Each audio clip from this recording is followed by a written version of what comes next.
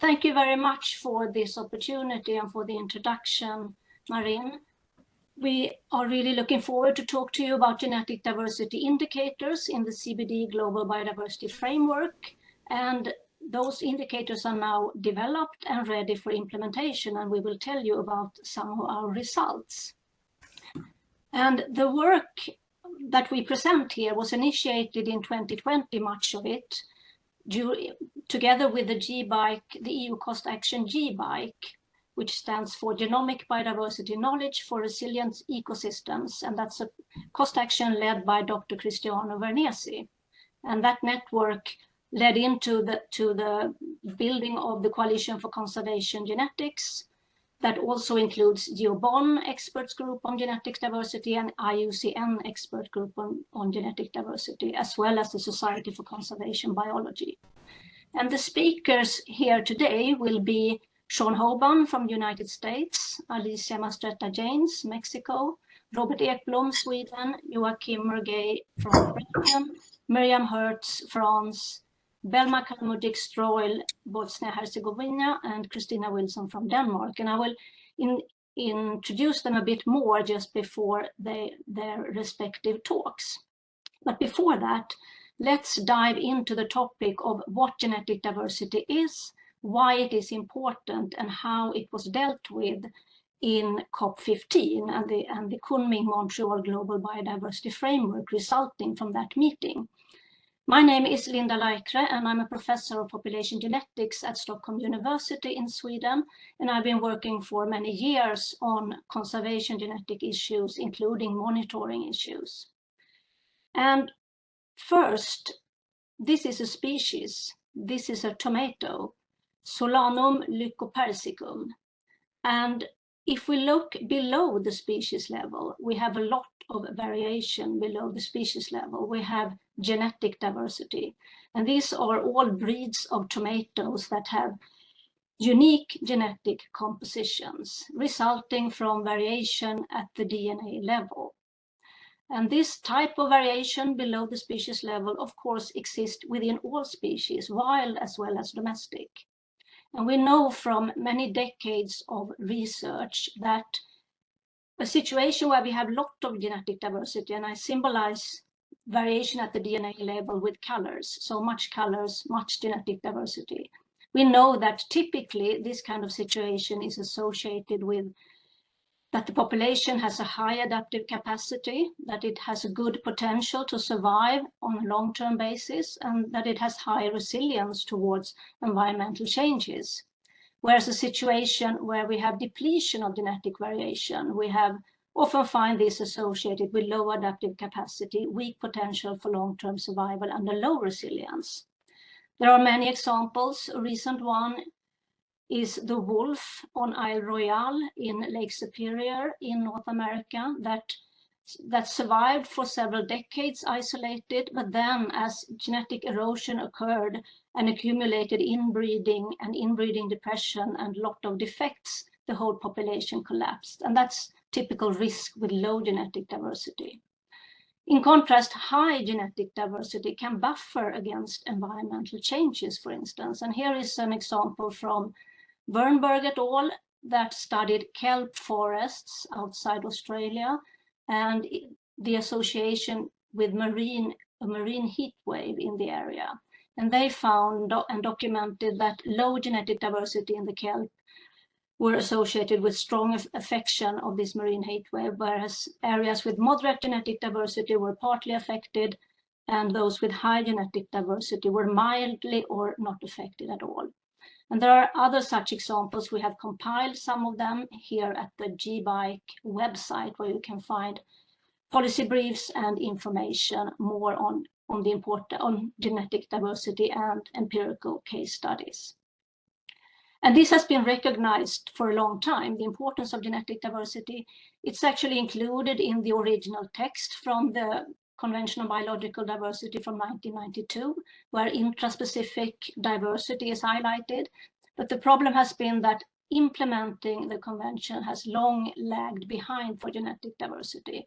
And some of us have struggled with that for a very long time. And what happened at COP15 in Montreal was that finally we have stronger and clearer wordings for genetic diversity, particularly for wild species. So we have a goal A, for instance, a main goal that says that genetic diversity within populations of wild and domesticated species should be maintained, safeguarding their adaptive potential. So important here is that wild species are at focus as well. Before, it's been only domesticated species. And also that we need to maintain enough genetic diversity to allow people to allow populations to be able to evolutionarily adapt. We also have a target for 2030 with the text maintain and restore the genetic diversity within and between populations of native, wild and domesticated species to maintain their adaptive potential, including through in situ and ex situ conservation and sustainable management practices. So important here is that both within and between population genetic diversity, as both within populations and between populations are highlighted. Again, we have wild species, not only domestic, and we also see adaptive potential as being crucial, and that we should maintain but also restore. So in situation where we have a poor genetic condition, we should try to restore to a better state for genetic diversity. And that means that we have to keep track on loss of genetic diversity, and processes, general processes that can result in loss of genetic diversity is if we have a situation like this with genetically different populations. So below the species level, we have differences, genetic diversity differences between population, and that means that if we lose populations, we lose unique genetic genes pools that is often also reflects local adaptation. Another situation is if a large population becomes small, becomes isolated, it will over generation lose genetic variation. So that's reduction of genetic variation within populations. Further, we may have human-induced selection. So when we harvest natural populations, if the individuals that we remove have specific traits that are genetically caused, that can result in loss of genetic diversity. And finally, if we have a natural population with a specific genetic makeup and start to release the same species but with another genetic makeup, that can result of genetic variation as well. So these are four main processes that we need to keep track of. We need to monitor, and we need to have indicators to make sure that we can detect these kind of processes at an earliest possible state. And an indicator then is measures genetic diversity in this case and changes in this diversity over time. And what we have done is to develop 3 indicators that can follow these type of processes. And these indicators, one of them focus on the between population genetic diversity. That's the proportion of populations maintained within species, or the PM indicator. And we have an indicator that focuses on within population genetic diversity, and that's the proportion of populations within species with an effective population size, NE, above 500. And we also have a third indicator that deals with these 2 indicators. We can use DNA-based techniques to track them, but we can also use proxies. But we also have an indicator that specifically deals with the extent to which DNA-based monitoring, which is most efficient but also costly, the number of species in which genetic diversity is being monitored with DNA-based methods for at least one population. That's the third indicator that we propose. And with DNA-based monitoring, you can detect these kind of situations. And these 2 indicators are included in the monitoring framework that was agreed at COP15. And the NE above 500 indicator was adopted as a headline indicator, which means that parties to the convention need to report on this indicator. The PM indicator, the proportion of populations maintained within species, was adopted as a so-called complementary indicator, which parties can use if they want to. And also parties are, of course, allowed to use DNA-based monitoring if they wish. And GBIKE and the Coalition for Conservation Genetics were very active in suggesting these indicators prior to COP15.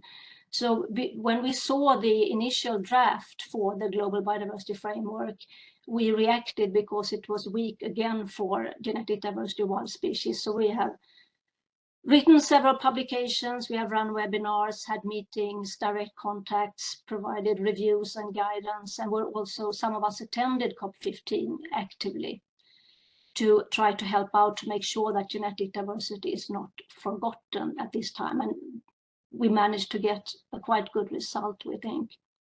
And following COP15 now, what needs to be done by parties and countries is to include the new goal and target for genetic diversity in the updated National Biodiversity Strategy and Action Plans. That's going to happen during this year. Parties need to use the indicators, the NE 500 indicator, for instance, and the PM indicator to monitor trends, and they need to report back on that from 26 and onwards. And by that, I would like to leave the floor to our next speakers. We will hear some more now about this indicator work. And Dr. Sean Hoban will start, and he's a tree conservation biologist from the Morton Arboretum in Illinois, USA, and he's also affiliated with the University of Chicago.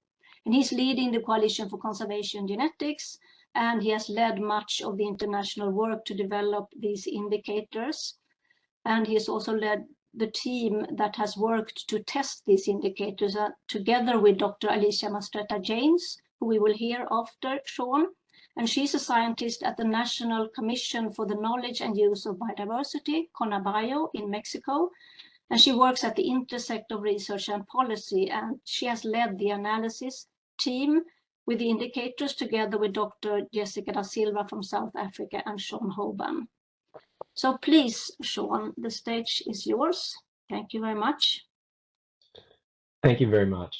Can you confirm you can hear me and you can see the slide full screen? Yes, looks good. Great, thank you. Thank you for the introduction. I will explain a little more detail about the indicators themselves and where we get the data for the indicators, including some examples. And then Alicia will explain the results from applying the indicators in 9 countries for more than 900 species and what we found from calculating indicators. The problem is how do we monitor and report on genetic diversity for hundreds, dozens to hundreds of species in a rapid, affordable, and inclusive way? Some countries have the technology and capacity to do genetic studies, and some species have good genetic DNA-based data, and some do not. So we designed indicators that can approximate the genetic status of species using either DNA data or using proxies. So the proxies measure genetic processes, but without using DNA-based data. And Linda just presented these. The indicators are the proportion of populations maintained within species, the proportion of populations within species with an effective size above 500, and the DNA-based monitoring indicator. There are other complementary indicators under the CBD framework, but we will not talk about those today. So I hope to show you in this presentation with Alicia that genetic diversity indicators are feasible at large scale, that the data is available. We can get it from national and global databases, as well as cooperation with local and citizen science efforts. It works for all kinds of species. It's affordable, inclusive, accessible, and it highlights a critical conservation message that many species are in a serious state with their genetic diversity. The proportion of populations maintained, it builds on this idea that populations are adapted to the heat, the cold, the precipitation, the length of the day, and also to selective pressures. And this is useful because the public and policymakers can even see these types of differences and can understand that the environment changes over space, and so populations are adapted. Distinct populations are also already a part of policy and management in many countries. For example, shown here, the lynx which is monitored with its different population sizes, and also, for example, in Germany, seed zones to govern the movement of locally adapted seed. The proportion of populations with an effective size above 500. Why NE 500? As you can see in this graphic, this is a very special threshold in genetics.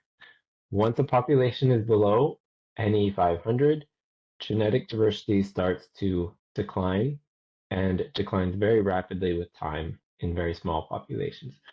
Once the population is above NE 500, there's little to no loss of genetic diversity, and species can maintain their adaptive capacity.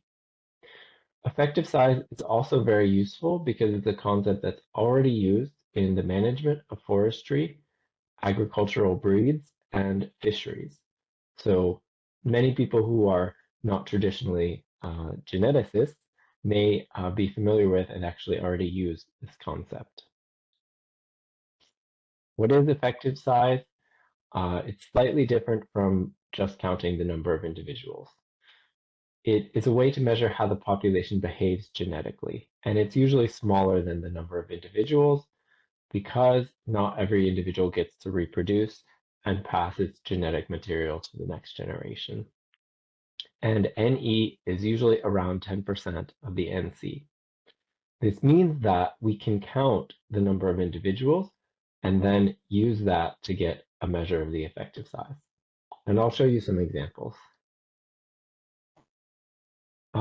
I also want to mention that effective size is also already used in population management in some countries and for some species in Europe as a measure of whether populations are in a favorable status, and also in setting goals for restoring populations or sampling seed for forestry. Where do we get the data? This is the big question for these indicators. How do we get data? Some indicators in the GBF only rely on global databases, but our indicators are very flexible.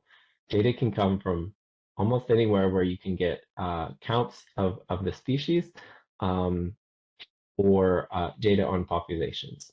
So species management reports and recovery plans, including under national legislation or law, inventories, natural history books, using the IUCN Red List, a national or global, national biodiversity monitoring, scientific papers, collaborations with geneticists, but also consulting local peoples, local communities, consulting park rangers or NGOs who are in charge of species, and also citizen science data, including like eBird and GBIF, and habitat quality data. And we're interested if you have other ideas about where data can be obtained. So how does it work? I will show two examples. This is a bird in France, Tetrao urgalis. It's widespread in Europe, but in France, there were historically 5 populations. 2 of those populations are no longer found. So there are 3 populations remaining, which means that the populations maintained indicator is 3 out of 5, or 0.6. These are the current sizes of each of the remaining populations. An NE 500 is about NC, or census size 5,000. And so this population in the Pyrenees is in a good status genetically, and so is above NE 500. These 2 populations are too small to maintain genetic diversity. So 1 out of 3 of the current populations is above NE 500, so 0.3. This is a species from the United States. It's different, it's a plant, and it's an endemic. So it's a very small species range. There's 10 populations over a small area. And the data were obtained from endangered species management plans. Again, this leverages and gives usefulness to the in-country data and expertise. 4 of these populations are above our threshold, so our NE indicator is 0.4. No populations are lost, so that is 1 for the PM indicator, and there's no DNA monitoring for this species. So we can do this for a few species, and then we can start to make a table like this and compile at the whole country level, what are the indicator values for all the species examined. Here shown NE500 and populations maintained for each of these species, and then the total country level indicator being an average of all of these. We can also calculate for different taxonomic groups. So this is grouped by angiosperms, fish, mammals, amphibians, etc. And so you could calculate a mean for each of these groups and then understand if there are differences by taxonomic group, by threat status, or habitat, such as terrestrial and aquatic. Often a question is, how do you choose the species to include? They should be representative, firstly, of the different taxonomic groups, birds, mammals, fish, etc., representing different ecosystems and different threat levels. These are probably the 3 most important things to consider and to have representation across these different levels. Possibly also life history and other factors. And countries may focus on species of already identified national importance. So the question is there enough information? I've shown you a few examples. Can we do this systematically in a standard way? And how long and how much effort does it take? And now Dr. Mastrogiannis will answer this question for you.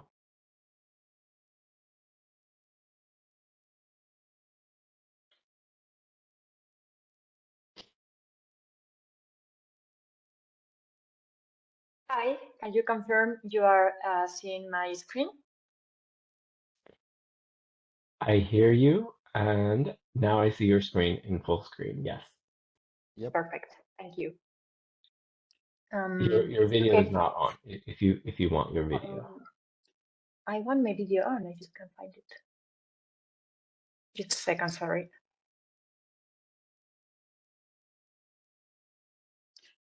Perfect, Okay, perfect. Yeah, okay, great. So thank you, everyone. Probably the best way to test if something can be done is to do it by yourself. So a group of countries, including Australia, Belgium, Colombia, France, Japan, Mexico, South Africa, Sweden, and the United States, we joined forces to do a first pilot study attempting to assess the genetic diversity indicators in 50 to 100 species by country. We included researchers from a couple of universities, but most importantly, we work with personnel in biodiversity agencies, such as myself from CONABIO. The results of this study can be found in 2 publications. In the first, in Conservation Letter, we describe the methods that we followed. And in an upcoming presentation that is under review, but that can be found as a preprint, we show the results that I'm gonna present now.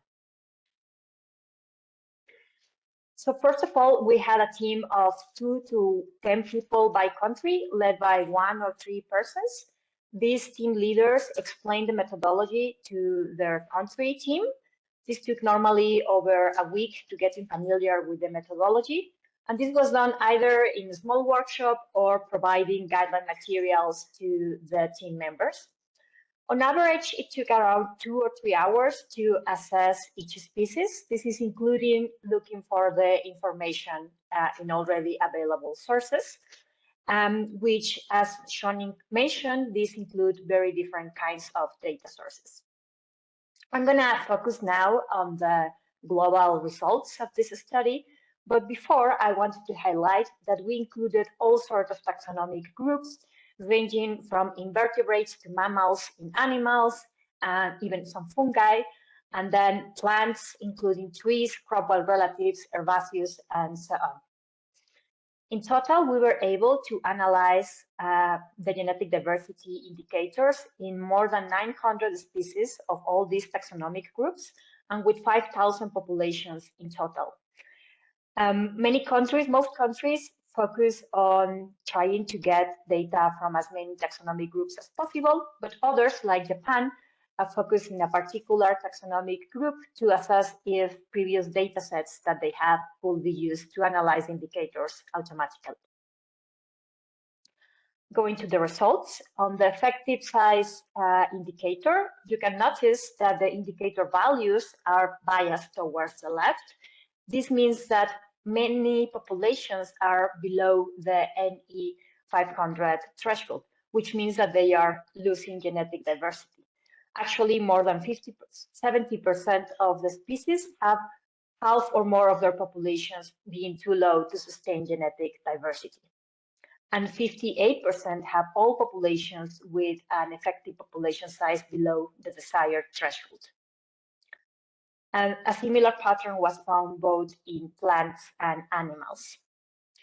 For the populations maintained indicator, we found that around 53% of the species maintain all their populations. This is good news. As you can see in the histograms, the indicator value are biased towards the right, which is good news.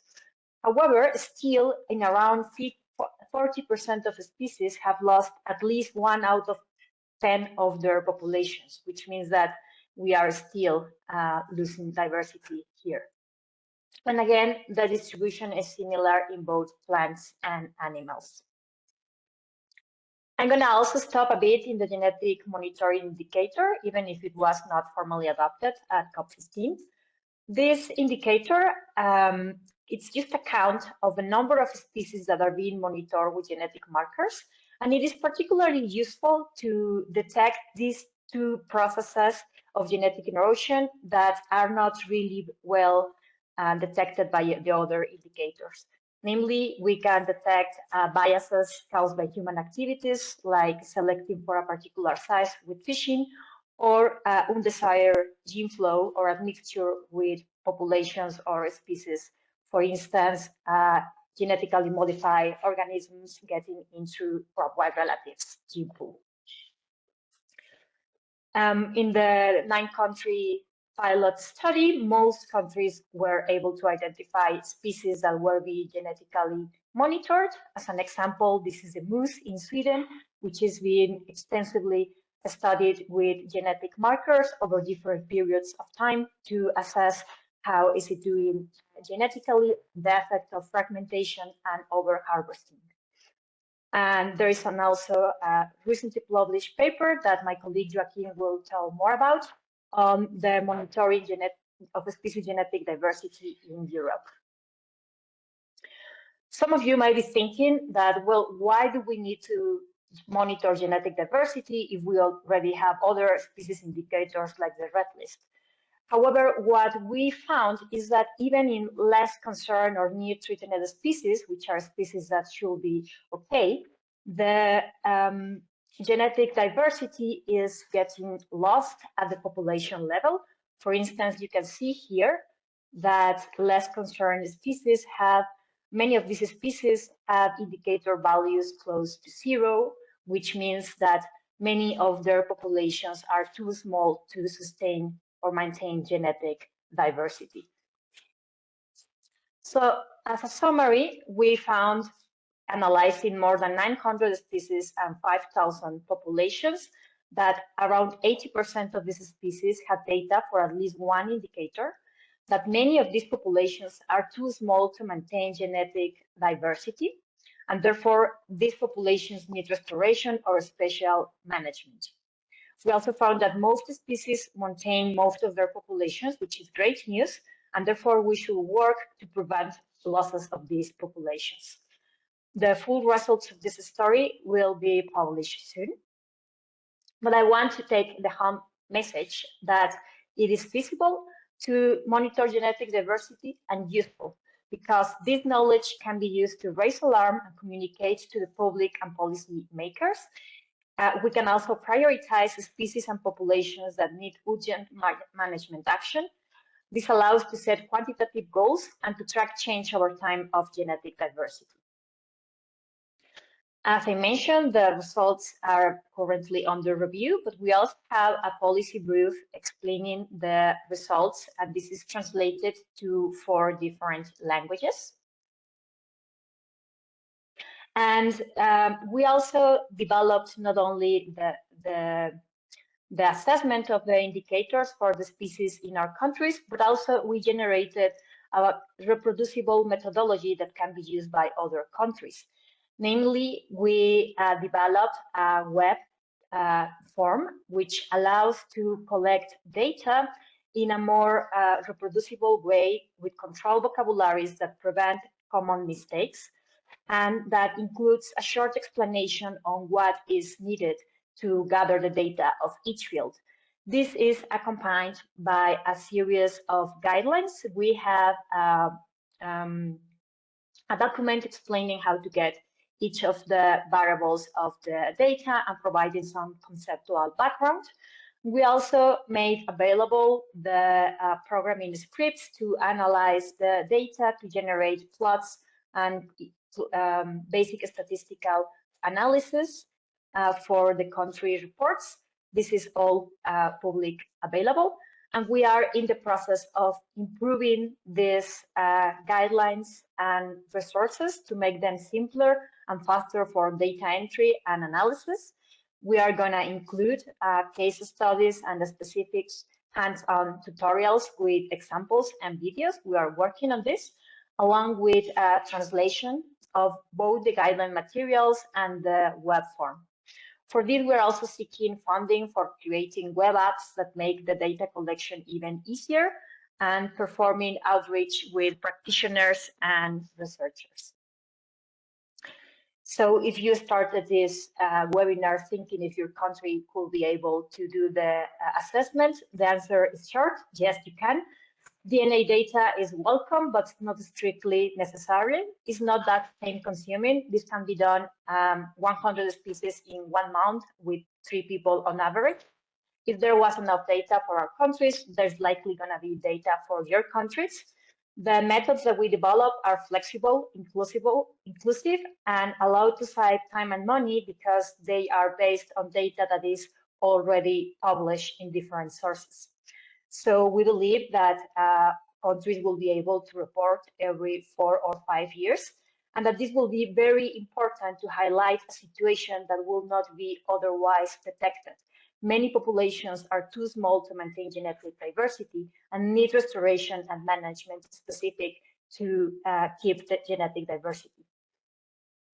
So with that, I will say thank you very much, and we will be open for questions later on. Thank you very much, Sean and Alicia. Next, we will hear some reflections from the European countries involved in this assessment study. First, we have Dr. Robert Ekblom, who is an environmental officer at the Swedish Environmental Protection Agency, and he is involved in Sweden's policy implementation work regarding monitoring of genetic diversity, and he has also been involved in designing the program that is used in Sweden right now. We will have Dr. Miriam Hertz, who is a scientist at the French National Institute for Agriculture, Food and Environment. And she's focusing on ecological population genetics of plants, particularly trees. Her research uses ecological and genetic markers to study evolutionary processes and understand the drivers of adaptive evolution. And Miriam has led the indicator work in France together with Dr. Ivan Pasvinas. And the third speaker in this part of the program is Dr. Joachim Merguet, who is a scientist at the Research Institute for Nature and Forest in Belgium. And there he leads genetic research on policy-relevant species. And he's an expert in population genetics and conservation genomics, and he has led the genetic indicator assessments in Belgium. But first, Robert, please, the stage is yours. Thank you, Linda, for the introduction. As you said, my name is Robert. I work at the Swedish Environmental Protection Agency. I will not take much time, just briefly note that Sweden acknowledges the importance of genetic diversity in biodiversity monitoring, and that we have developed the plans for genetic monitoring in Sweden of a large number and diverse number of species using DNA-based methods, and also that we are evaluating using non-DNA data for a large number of species in reporting of these indicators, PM and NE500. And for the genetic monitoring using DNA data, we have this quite recent report, which can be downloaded from our website. It is in English, outlining how this monitoring will be done, and also what species and populations that are prioritized for this. Thank you. So I will follow. My name is Miriam Hoyet, and I led the testing the genetic indicators work in France together with Ivan Pasvinias, and we were a group of 5 people. The context of France is such that France and its overseas territories host an exceptional biodiversity, harboring a total of 10% of all known species, both on land and also in waters, as you can see in blue in this map.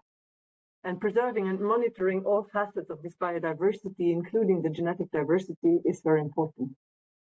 For the indicators project, we chose 100 species focusing on mainland metropolitan France. We covered different taxonomic groups, including plants, fish, mammals, birds, invertebrates, other animals. We covered a range of habitats, all national red list statuses from least concern to regionally extinct, and we also covered species with different life history traits. Our data collection approach was such that we extracted data manually from the literature, from reports from databases, and in some cases we consulted with experts to gather local knowledge. Data sources we used included national action plans for threatened species. We relied a lot also on the INPN database, which is a database where we could extract distribution ranges and often census sizes of species, sometimes even affected population sizes. For species life history traits, we used databases such as Tela Botanica and the FishBase, and then of course we used scientific publications. Often we used multiple sources per species. I wanted to quickly mention how we delimited populations, because this is very important for the populations maintained indicator.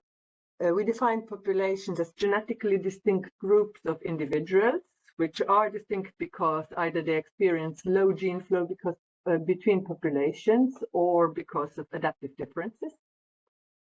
Sometimes this information was easily available with distribution maps where we saw discrete populations, and sometimes we needed to invoke dispersal traits, such as in the case of Posidonia oceanica, a marine grass.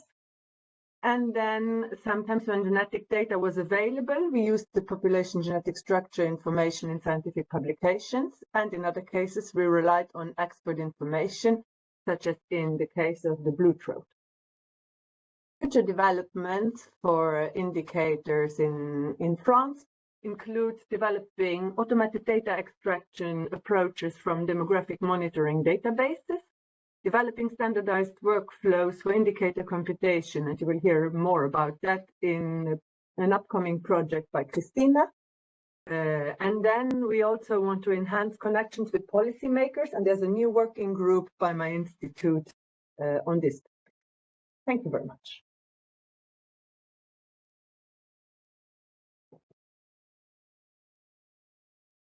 And I will continue on the Belgium policy relevant species that we evaluated, which were 116 species that were already considered of specific importance, at least in the northern part.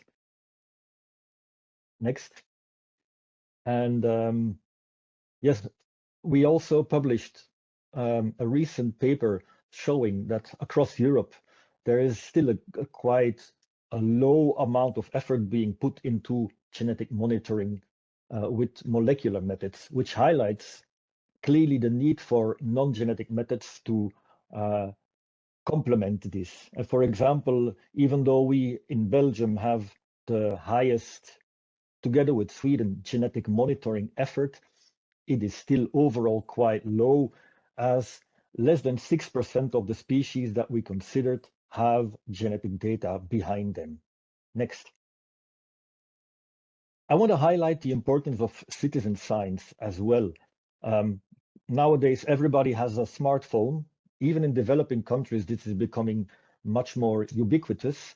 And having a camera and artificial intelligence allows you to identify nearly every species everywhere. And combined with the georeferencing that you have automatically, this allows scientists to use these data for assessments as well. And a lot of what we did in Belgium was based on this type of citizen science data. Next. So for example, I'm trying it got blocked. so for example, for the tree frog that we analyzed, we had, so you see these numbers here, 5,841. This is the number of observation from citizen science databases. We add a kind of dispersal buffer around this to identify potential populations. And this way we can assess the number of populations there are and assess how large each population is on the basis of counts that are sometimes done with the citizen science data or with expert evaluation or by trying to relate this to the habitat occupied and then the density that you typically have in some habitats. Next, please. So the results, you can see that we have quite a diverse range of species that we assessed. And you see that for most of these species, we do have population level data that can be used to make an assessment of these species. But you do also see that there are some species insufficient data. I will give an example later on as well. However, here we have the moor frog, a species for which, if we do this assessment, in green, we see the populations identified that are considered favorable, having an effective size larger than 500. Those in red, which are definitely too small, according to this citizen science-based assessment, and in orange, those that are borderline. Now we combine this as a kind of validation. We did for all of these populations also a molecular genetic assessment of the effective size. And we see there is a very good correspondence between these two types of assessments, which highlights the usefulness of doing this with these indicator values instead of putting all of the effort into the genetic methods. However, next please, there are some species. So although we have a very high observation network, we have very, very many citizen science observers. There are species like this bicolor shrew, where across 10 years of observations, there were less than 70 observations done of this species in Belgium. So we know that it is not really uncommon, but we cannot assess with the present data how many populations we have, how many populations are maintained, and what is the size of the population or the effective size. So there are definitely species for which real molecular monitoring methods would be more useful and more clarifying. And this is a work that is in progress. Thank you. Thank you very much, Robert, Miriam, and Joachim. The final part of this webinar, we will look into the future deployment and improvements of the indicators for genetic diversity. And we have with us Dr. Belma Kalamurdzic-Stroil, who is a professor at the Institute of Genetic Engineering and Biotechnology at the University of Sarajevo. And she's a member of the CBD Ad Hoc Technical Expert Group, the so-called ATEG, on the indicators for the Kunming-Montreal Global Biodiversity Framework. And she leads the work on indicator A4, which is the NE500 indicator. After her, we will listen to Christina Wilson, who is an academic researcher at Copenhagen Zoo in Denmark. She's an expert in genomics, population genetics, and evolutionary biology, and particularly in relation to conservation of threatened species. Christina leads a new Biodiversity Plus project called GENAMO that will continue the genetic indicator development and improvement with a focus on Europe. So please, Belma. Thank you, Dr. Laikre, for an excellent introduction. And I would like to extend my warm appreciation to the organizers for inviting me today to participate in this very important meeting. Next slide, please. As Dr. Laikre said in her presentation, as one of the most significant milestones in the global regulatory framework regarding biodiversity, at its 15th meeting in December 2022, the Conference of the Parties to the CBD, or Convention to Biological Diversity, adopted the Global Biodiversity Framework and the encompassing monitoring framework. So to operationalize the monitoring framework and help parties to the CBD to implement it, the Conference of the Parties established, as said, the ad hoc technical expert group on KIS, or Arctic for short. The Arctic is composed of 45 representatives from the countries around the world, with various expertise in relevant social and natural sciences, of which 30 were nominated by the parties, so by the countries, and 15 by observer organizations. Next slide, please. So the Arctic has a large and complex mandate, and it's due to run until the COP16. Yeah, thank you. So pursuant to its mandate, Arctic actually works to provide technical advice on remaining and unresolved issues relating to the monitoring framework. Also works to provide guidance to the parties on the use of indicators in national planning and reporting, as well as ways to fill temporal and spatial data gaps. Finally, Arctic is mandated to identify and give advice on existing capacity, critical gaps, and needs. Next, please. Thank you. The monitoring framework is composed of several groups of indicators for monitoring the implementation, and they include headline indicators, binary indicators, which will be later collated to produce global indicators, and component and complementary indicators, as been said. In the first half of its term, Arctic actually focused first on binary indicators, but currently Arctic is particularly focusing on the headline indicators. So for each indicator, Arctic assessed the current state of the development level and the implementation readiness of the indicators, and we provisionally categorized them into 5 classes based on the methodology development and also the level of testing that's been done so far for every indicator in the number of countries worldwide. The Arctic reviewed the metadata in its last in-person meeting in Montreal for all headline indicators and concluded that the next step will definitely include further consultations and collaborations with the lead organizations as metadata developers. Next, please. So in that regard, the Group on Earth Observations Biodiversity Observation Network, or GEOBON, has been assigned as the developer of the metadata for the headline indicator A4, or NE500 for short. Arctic recognized that there is a proposed methodology for this indicator, which resulted from the collective work done by Dr. Laikre, Dr. Hoban, and all the colleagues that are within the Coalition for Genetic Conservation Genetics, sorry.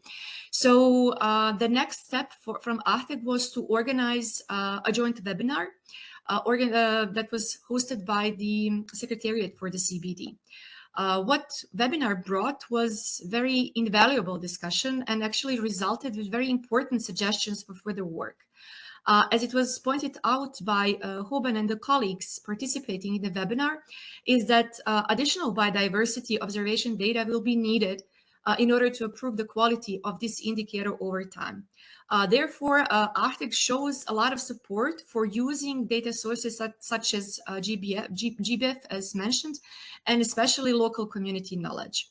So I'd like to end this presentation with the conclusion that ACTEC has been very interested in genetic indicators, generally has a positive impression on the state of this particular headline indicator. It gave some moderate suggestions to the group in order to improve, and also agrees to continue this collaboration with the group in order to improve headline indicator A4.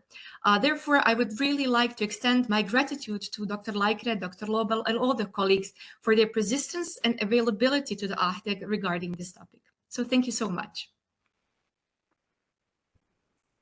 Thank you, Belma, and sorry for the change of slide that didn't run as smoothly as intended.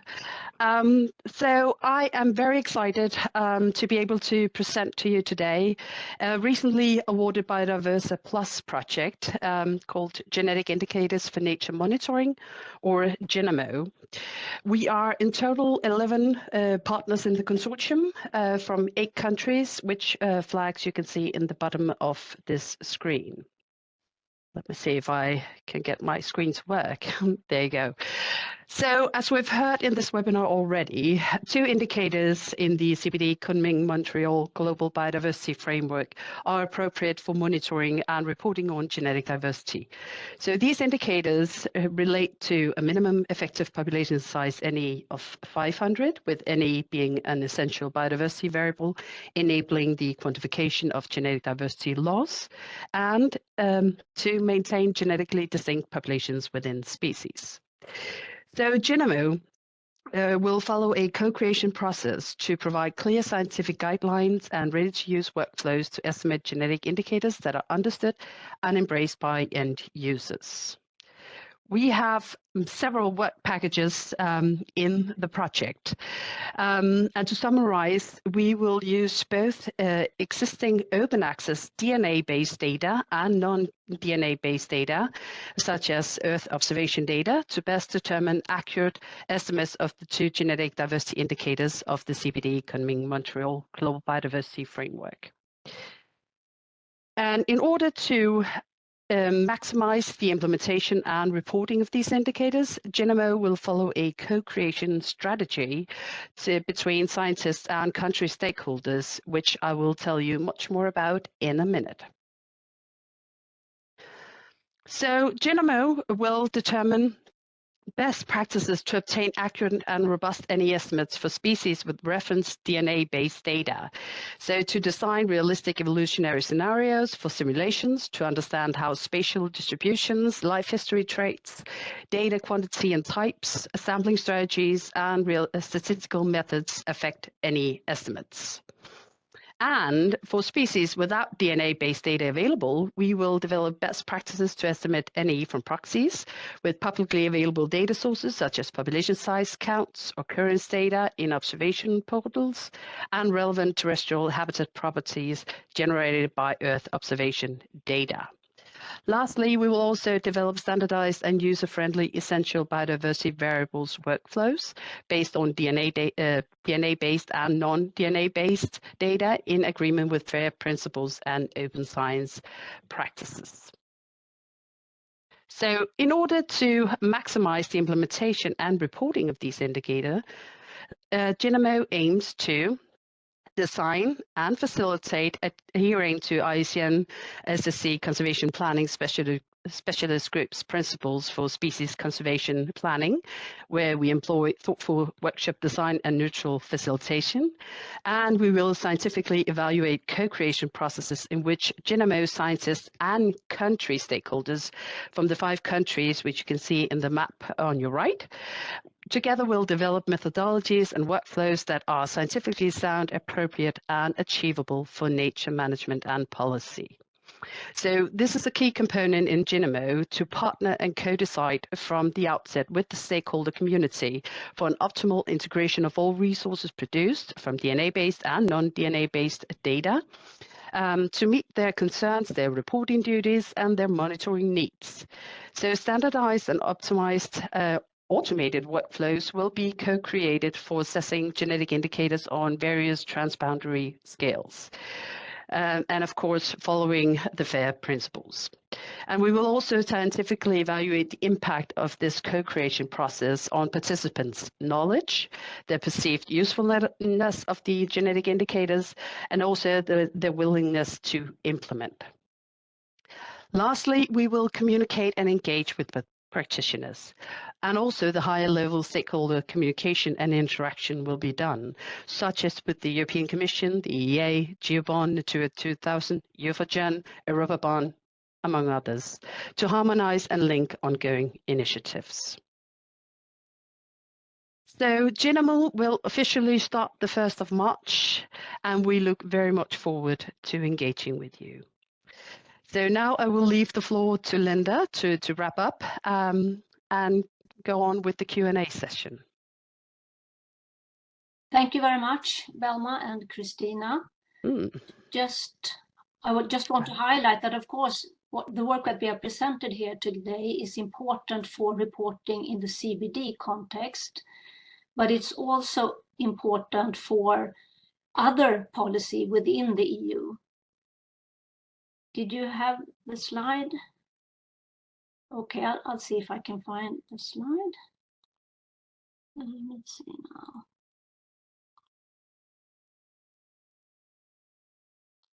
I can currently see your screen, but not the slides, Linda. Okay, let's see now. Sorry about that.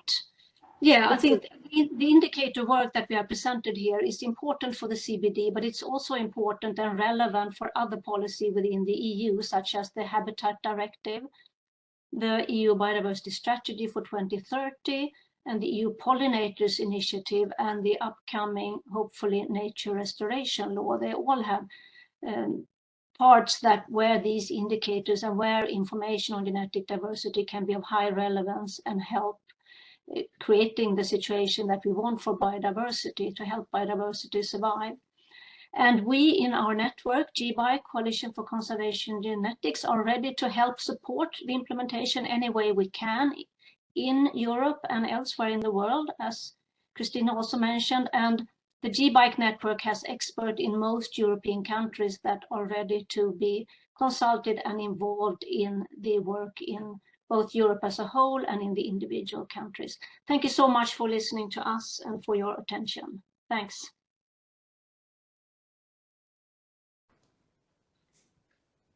Thank you very much, Linda. So with this, I think that we can start the Q&A session. So I would like to ask the participants whether they have some question. If they do, please raise your hand, and you can ask your question.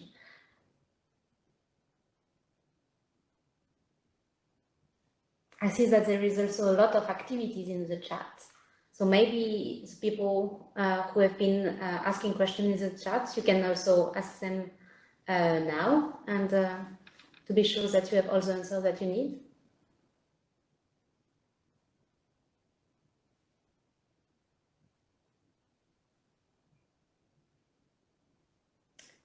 I see that Teresa is saying that to have a full picture, we cannot exclude the microorganism, bacteria, fungi, viruses. Anyone from the scientists who presented today want to take that question?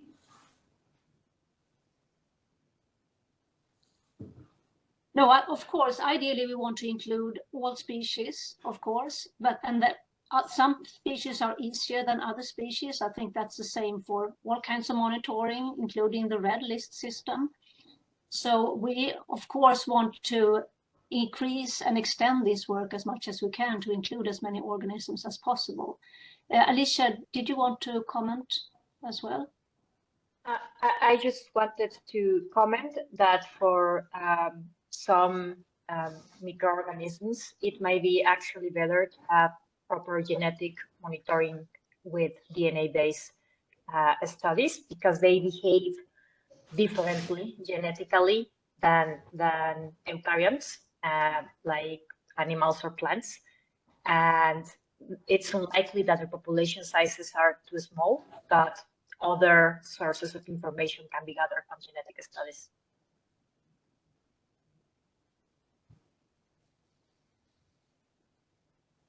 Yeah, and I think generally in Europe and many places elsewhere, I think we can gain a lot and be very efficient in indicator assessment by focusing on, by using the red list system that we have functioning. Yes, I see somebody raising their hand. Yes, Apo, please go ahead. Thank you. Very cool to see this work being done, and super excited to see this advancing so fast. I already wrote this down in the chat as well, but looking at the results of the different indicators that you have now reviewed for around 900 species, the fact that the indicator of populations maintained is not really, that seems to be holding close to 1, but then again, the effective population size indicator being often below 500 would kind of look to me like that the estimation is biased towards species that are quite endangered or that are actively monitored for census size. And this, at least in the case of Finland, typically tends to be the species that are under some conservation concern, or that already have some kind of a active monitoring scheme that relies heavily on voluntary work like bird transect counts and such. So I'm wondering that because actually the census population estimation is pretty expensive. It requires a lot of human power to actually do accurate census population counts. I was wondering that could direct genetic monitoring be used to, or would it be more feasible in many cases to then actually estimate effective population size directly from the molecular genetic data? And I'm sure you have considered this a lot, and it would be just nice to hear some of your insights on this. Thank you. I think I would like to at least partly answer this. So in many cases, we don't rely on direct census size estimation, but we can actually deduce this from underlying assumptions. For example, if you estimate the size of a habitat patch and you have presence-absence data, if you can assume a certain density, you can establish whether or not that habitat patch where the species occurs and that forms a distinct population is already definitely too small. This already provides information. This population is too small to be maintained in the long term as it is right now. Next, about direct genetic monitoring. Yes, of course, this is feasible in some species and sometimes even better. But the method that we propose here allows us to skim through many species and many populations and identify those species and populations for which this method is good enough, and other species for which we would need direct genetic monitoring in order to fulfill or to get this information. But for example, this proxy-based assessment, if you look at golden jackal in its current distribution in Europe, it is estimated to be around 130,000 individuals. If we just use the home range size of a golden jackal, which is about 15 square kilometers, we use the current distribution of golden jackal in Europe, and we just rule estimate on the basis of this how much habitat is there for golden jackal. You get something in the same order of magnitude, between 100,000 and 150,000. So this actually, just by saying it's present here, this is the density in typical habitat, you get already a quite decent estimate of the census size. There are many species for which this is feasible. There are many species for which this isn't. And this exercise helps in identifying such species. Alicia, please. I would just like to complement that we included also data on the species, like if they were wide distributed or restricted distributed, and we found an effect of that. on the indicator values. And I think that the fact that the proportion of maintained populations has higher values than the any indicator is actually good news, because it means that populations are still there. We just have to work on keeping them at a reasonable size. If the results were the other way around, that would be worst news, I believe, because once a population is lost, that's it. The entire population is lost, and there is no way of recovering the diversity that was there. Thank you. Thank you, Alicia. We actually have a question from somebody in the room, so please, Eleanor, the floor is yours. Yeah, so I have a question about one of the indicators, and apologies if I missed the detail in the presentation. I was wondering, for the indicator on the number of populations with an effective population size of over 500, what happens if a population goes locally extinct, so one or more populations is removed from the calculation?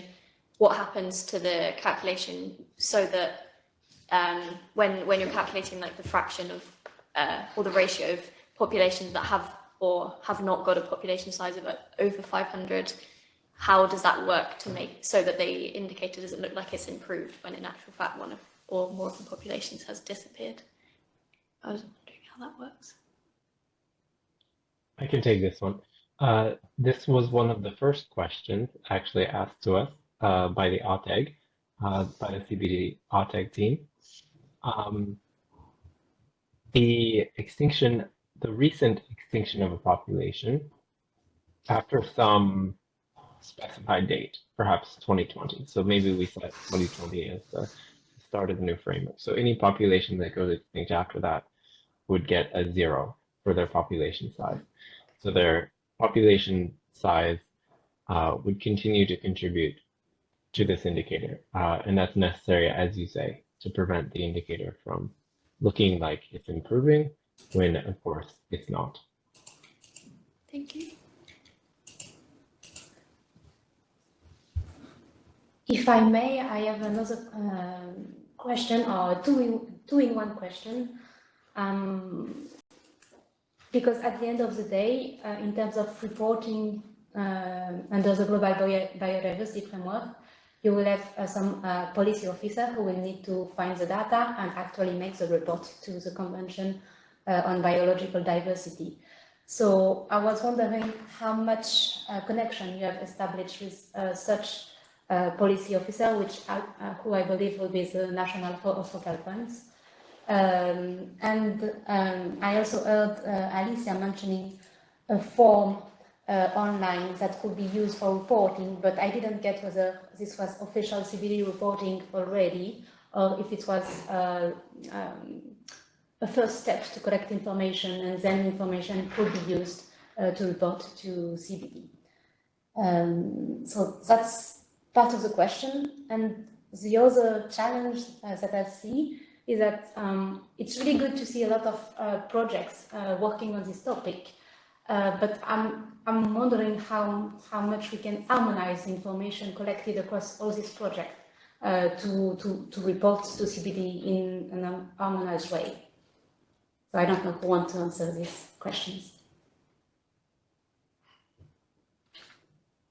Maybe I can start with the last bit. Okay.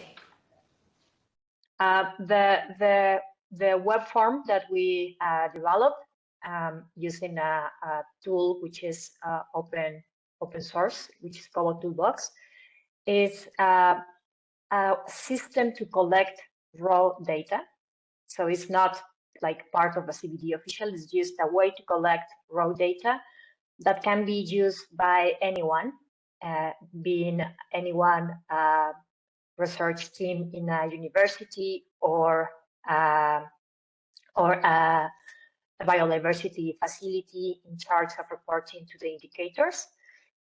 It's just a collection tool that makes life easier and that prevents some common human mistakes. And this is something that you can do in your own servers, or you can do it online in the tool servers. Again, as a raw data collection tool that then you can incorporate. And the reason why we developed this is exactly linked to your other question on how do you prevent making a data mess with so many studies happening at the same time. So it took us, I think we spent more time agreeing on the content of that form than on actually collecting the data. So that was the way that we found to organize ourselves. And it's not written in stone, but we believe it will be a useful tool for other countries that start from zero, so that they have a system that allows to incorporate the data collection into what others did more similar. And I let others to answer the first question. I can start to address the question about the importance of making contact and collaborating with the CBD focal points. It's a long process.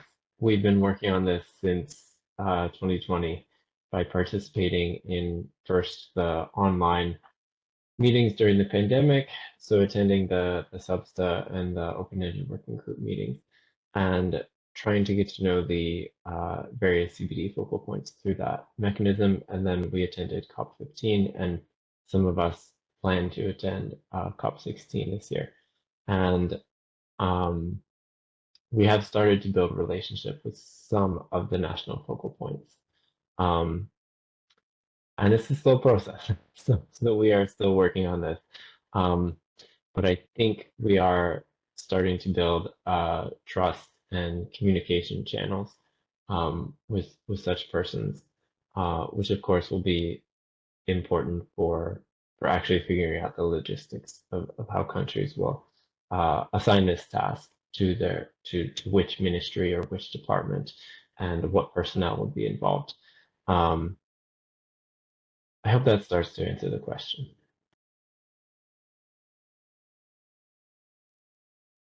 And then I can potentially follow up on that. So as I mentioned, in terms of GINAMO, a key component of GINAMO is to co-create with the stakeholder community from the beginning. So we very much want this to be a stakeholder inclusive project where we together work on the genetic indicators to meet the concerns of the stakeholders, to meet their reporting duties, and ultimately monitoring, of course, as well, their needs. So I know that the 5 countries that we've chosen does not represent the entire world, not at all, but they are carefully selected, the 5 European countries that we selected in GINAMO. But they are carefully selected in terms of where they are on kind of embracing genetic diversity indicators, so to say. So this is the process that we will also learn, and the national focal points, etc., will also be part of that stakeholder groups of the different countries. So we hope to learn even more about how to best, get the genetic indicators to be used and implemented, basically. Thank you very much. I think now that a lot of hands in the chat, I would like to give the floor to Anne Teller, please. Thank you, Marine. Good afternoon, everybody. I work for the European Commission for the Biodiversity Unit, and I work specifically on the knowledge, on strengthening the knowledge base for biodiversity policy at EU and global level. I'm also the EU negotiator of the monitoring framework. So I know nothing about genetic diversity, but I was very interested to listen and see that many things are in the pipeline, which is great. Now, I just wanted to let you know that at SUBSTA, in May, we will discuss the monitoring framework with headlines and the so-called binary indicators, so the more administrative process WISE indicators. So it will only be a very small part of what we want to develop in the future. But of course, the process will continue, and whenever new candidates come, we will then include them in the framework and discuss them with the parties at Substa. So another important element in this debate, because the European Union was very much pushing for the adoption of this framework at last COP15, is that we are fully aware that we all need, I mean, all parties need capacities, you know, to build capacities, not only developing countries, everybody. And so that's why the European Union was also supporting the development of what is called a global knowledge support service for biodiversity. And this will be launched at COP16 in October in Colombia. The idea is that it's not to reinvent the wheel. It's just to have a single platform where all the very relevant initiatives in terms of indicator development, but also in terms of methodologies, trainings to be provided, could be assembled, you know, at one place. So I think that the networks that you have been presenting and all the work, including the citizen science work, I found it very exciting. These should be part of the Global Knowledge Support Service, because genetic diversity is and will continue to be a very complex topic as part of the CBD.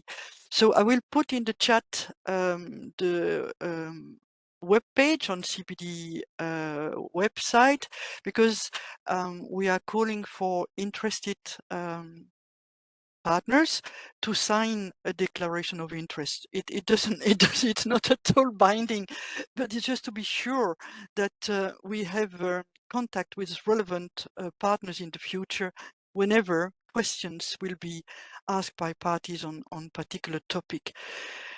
At the same time, I mean, not at the same time, but more recently, the CBD Secretariat has launched a call for regional and sub-regional network for scientific and technical coordination centers, they call them, to support the implementation of the Global Biodiversity Framework. And again, the EU is applying, and we really want, again, to have just to host a secretariat, but to partner with the relevant bodies. We are not willing to centralize anything. And if the application goes through, the deadline was 15th of January, so we just sent our proposal. Again, I think that you should be part of this venture, because we want to cover, we work, you know, hand in hand with the European Environment Agency, and we want to cover, you know, the 38 EEA countries, so more than the European Union member states. So with this in mind, I really hope that we can really build structural links in the future to collaborate on this very important issue. Thank you for giving me the floor. I'm from the policy side, so I'm not I can't provide expertise, but I can provide you tools that could allow you to reach policymakers. Thank you. Thank you very much, Anne. That was very useful. There is a follow-up question from Alicia asking whether what a partner is, individual, formal organization, group of researchers. Can you take this one? Yes, anybody interested? We have a lot of developing countries, of course. We have also big organizations like IUCN, BirdLife, JBIF, and so. But any network would be really interesting to get on board, because, as I said, we really need to mutualize effort. What we get from parties is that the biodiversity knowledge landscape is, on one hand, very full, but on the other hand, very diverse. And so very difficult for parties to know where best to contact if they have a specific question. So the only thing that this platform wants to do is to collect the questions from the parties or the stakeholders, like business. Business is also interested in getting more information on certain indicators, and so because they don't want to be blamed for greenwashing if they develop indicators, they want to stick to the formal ones. So and to channel these questions to the best available fora, and the fora could be any network which exists or any center of excellence which exists. So it's very open. We really want to have a very collective network. Yeah. Thank you very much, Anne. I will now give the floor to Frédéric. Frédéric Gosselin, please. Sorry. Thank you very much. Thank you for the presentations that were very interesting. I had a more technical question relative to the notion of population. Miriam showed how it has been evaluated in France on practical cases, but I was wondering whether there were some sensitivity analyses that were done in the literature on how the indicators behave according to the way we define populations. And my second part of the question is a more empirical one. When you have, for example, species on which you have genetic data, what are the different results of defining population first based on genetic data, then with the different other methods that could be used by experts or based on non-genetic data, and does it give the same results or not? So my question is about some kind of sensitivity analysis of the way we define populations in the first two indicators. I can take the first question. It's one of the most common. And so actually we have a slide prepared on this question.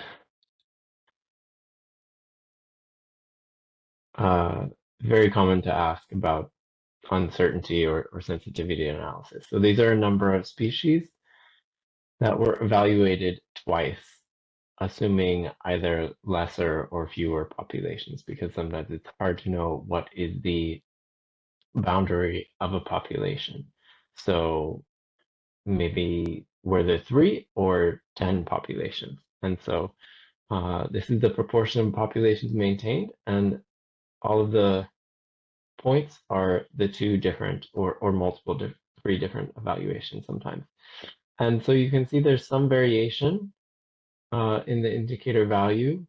Sometimes it's a little bit larger, but most of the time it's quite small variation. So most of the time it is maybe 10 to 20% change in the indicator value. So what I want to say is we have thought of this. We have a method for allowing multiple indicator calculations per species when you have this uncertainty, and you can take the mean, or you could report an upper or a lower, and that can be kept all the way up to the indicator reporting level. And the second question, I think, was about effective size using genetic versus non-genetic measures. Does someone else want to take that one? I don't know if Alicia or someone else wants to do it. I can take this quickly. Or Joaquin, yes. So this is being tested right now, but we did test it. For example, I showed an example there of these moor frog populations, where we did this coarse assessment using the indicator value, and then a real population genetic assessment. And there we find a very good correspondence. I've been doing this now also for the wolf population in Europe, where we evaluate, we have sizes, but we also have effective sizes from very extensive molecular data sets that we have, and we can actually check whether what we estimate genetically corresponds to what we would have if we were just using the proxies, like the number of individuals. And also there we find a very good correspondence. And so in the framework of GINAMO, this will be further developed as well, where we will further test for what kind of species does this work well, and for what kind of species do we need to tweak this further or get better data, or just acknowledge that we need genetic monitoring for this.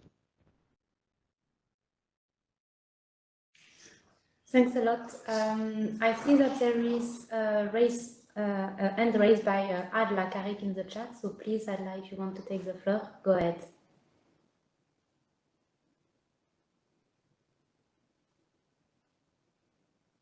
Hello, everyone.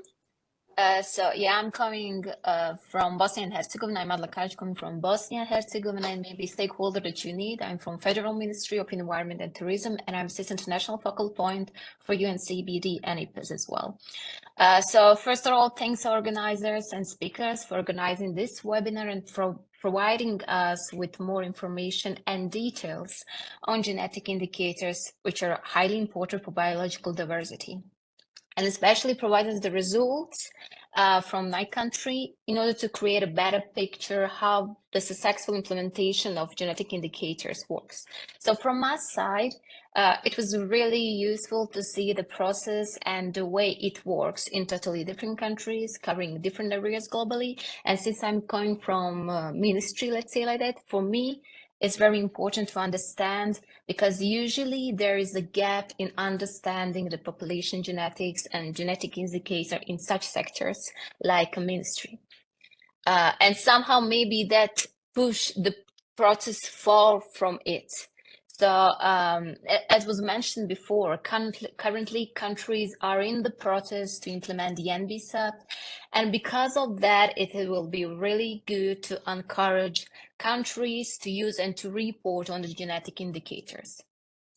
And since countries, let's say like that, are choosing activities how to implement the NBSAP, the only way to fully include genetic indicators is to understand the process and to see what kind of data they actually need. So coming from this sector, it is very useful to see what kind of data should be used. And definitely that is, let's say, entry step to understand it, because once they understand what kind of data should be used, it will be much easier to accept that and say, okay, this is something definitely what we need. And because it is highly important for our biodiversity, let's say like that.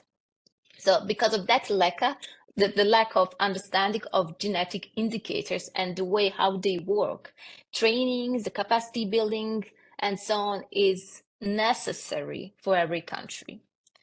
I also want to say that definitely there is a lack of people with a background in genetics that are engaged in CBD, and that create, let's say, a space for all of you to contribute and to help and to highlight the importance of this amazing work that you already did.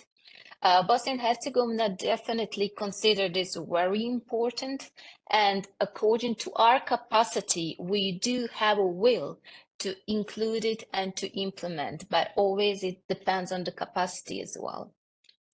And another thing that I would also like to highlight is definitely your engagement in UNCBD, but also in IPES. So someone already mentioned the regional and sub-regional support centers. So I'm definitely engaged in that because I'm in the expert team for technical and scientific operation for UNCBD as well. But another thing that I would like to mention is your engagement in IPES. Definitely, you probably heard that there is currently a new assessment, biodiversity monitoring assessment, that will be long for 2 years. And what is very important is, even if you are not author in that assessment, there are always reviews, and in that way you can always give a comment, and through that comments the authors will probably consider it and, let's say, make a changes in their assessment as well. So it is also very important to use that opportunity, because currently biodiversity monitoring assessments is in the process to choose their experts, fellows, and so on. And there is a way for you to act and maybe give let's say, advise what is necessary and why do we need genetic indicators as well. So yeah, that's what I want to say. Thank you so much. Thank you, Adla. Sean, I see that you raised your hand, so maybe you can give some follow-up on Adla comment, and then it will be time to wrap up and conclude. Just very brief. Thank you so much, Adla. Just to speak to some of those, I think you are very correct that there's a need for capacity building in the CBD, and I think our team was very welcomed and appreciated in our participation at the COP15 and through our correspondence with the ATEG, and we are happy to continue to do that capacity building, including through the GBike network, which, as was said before, is more than 39 European countries, and we have geneticist partners in each of them who are willing to provide advice and consultation. And then as for IPBES, our team has, in the past, we have provided some comments on IPBES reports, and we are excited to do it for the next call of comments and reviews. So thank you so much.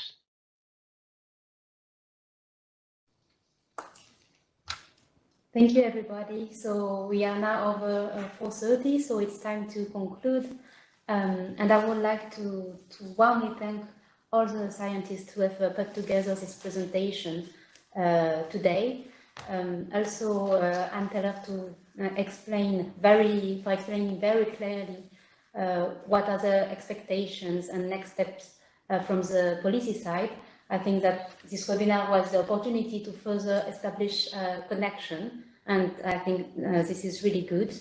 And on our side, on the Knowledge Center for Biodiversity side, we will post relevant information following up on this meeting on our website. I have added the link in the chat. So if you want to follow up on this webinar, you will find the information in the KCBD website. Thank you very much, everybody, and have a nice rest of the day.